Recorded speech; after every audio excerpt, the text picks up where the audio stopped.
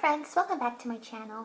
For this video, I'd like to talk about my wallet setup in this passport-sized traveler's notebook. I've been using this setup for about 6 to 7 months now. And if you look at my very first Instagram post, this was actually the very first image that I posted. So I'm very excited to talk about this today. This is a Cork traveler's notebook by DaCasca. I'll link her Etsy shop below. So it's not made of leather, it's made of cork fabric from Portugal. I think cork is a great alternative to leather. It's waterproof, it doesn't stain as easily, and it's very easy to clean. I've had milk stains on the front of this traveler's notebook before, and I just wiped it out with baby wipes and it turned out just fine. It doesn't patina like leather does, but it does begin to hug your inserts the more you use it. And this setup is very chunky, and as you can see, the cork fabric did mold around my inserts. And it feels very soft and squishy. And if you ask me, I think cork has its own unique beauty. If you just take a look, it has these little black flecks on the front. And when the light hits it just right, it has this really beautiful sparkling quality to it. I think that's just gorgeous. So moving on to the setup, I have this charm here from Iron Bark Journal. I like to keep it in the front because it looks really pretty. And since cork doesn't get scratched very easily, I feel pretty confident in just keeping it there. So if we open it up, first thing you're going to see in the front is a left secretarial pocket. This is where I tend to stuff receipts when I get them from the cashier, bits of paper that the hospital hands me. And then here is a fabric wallet insert from Doll Birdies. And I chose the geography fabric because I really like maps. I'm a big fan of geography. I can spend hours looking at Google Maps. And this side just serves as kind of a front dashboard for my wallet. And when you open it up, you get card slots on the left side with a full height pocket here. This is where I keep business cards. And in these card slots is where I keep all of my credit cards. And they're pretty snug and secure. They're not gonna slide out, as you can see. And then sandwiched between my fabric insert is this PVC folder. And in the front here I have my library card, and I have some metric cards stuffed in this side as well. And I cut up a small piece of scrapbook paper in this folder, just so you don't see the other side and it looks a bit cleaner that way. And again, it's geography themed. There's a little map here. On this side, I keep some medical information like my birth control card, business cards from my doctor, and I got a little Hatsune Miku die cut here. That one's from a friend. And here I have family pictures. There's my husband and my baby when he was a newborn. And on this side is where my IEs would be. I just have Starbucks gift cards filling in.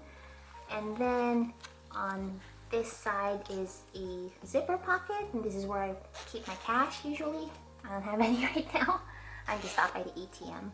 And then a pen loop. So the reason I have this PVC folder sandwich in my fabric insert is because when you close up this traveler's notebook, you'll see that the way the cards are set up on this side, it tends to push up, and then it makes this tiny little dip on the other side of the fabric insert. And then, so what I like to do is when I have to pull out my ID, when I'm going inside the base, or whenever anybody asks for my license, I just put my fingers in that little dip, and then there's my ID. And then I have this other fabric insert. This one is from Moterm, and this is where I like to keep coupons, receipts, gift cards. And this pocket is where I keep my gift cards, and I have my IDs in here. I just switch these two out. Inside here is where I like to keep coupons when I'm on the go, and I also have some receipts in here. This insert also comes with a full height pocket on this side, but I don't tend to keep anything in there. And then this insert is a Media Temple booklet. I got this from a work conference years and years ago. I treat this as a traveling bullet journal when I'm out of town. I don't want to bring my actual planner with me. And then tucked into the right secretarial pocket of this traveler's notebook is a little notepad. And this is just a cheap notepad that I've had for a very long time. I just keep it in here to keep it secure.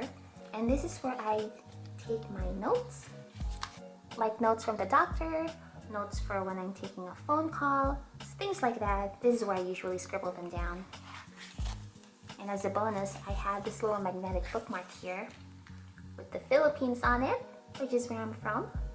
And the reason I like to keep a notepad on this side of my traveler's notebook is I like to take a new page and then flip the notepad up to the other side like so. And then when I close up my traveler's notebook like this, I can just grab my pen and I can just start jotting down things. And this is really, really easy and convenient.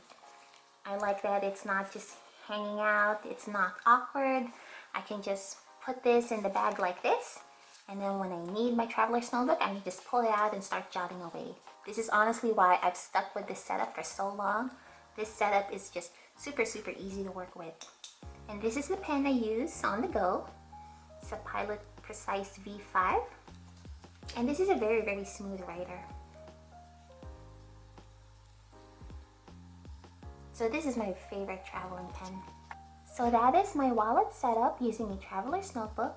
It's very simple but efficient, and I love this setup a lot, and that's why I've stuck with it for so long.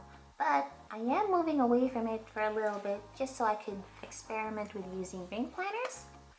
So this is the Moterm personal planner that I've featured in my past review, and I'm going to be moving into this and seeing how I like it,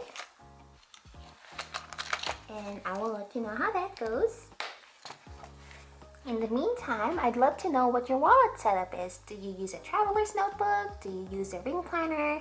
Do you use a regular wallet? Let me know in the comments. I'd love to see your setups, and I hope you enjoyed this video. I hope it was interesting, if not helpful. This is Spellbound Rose, and I will see you next time.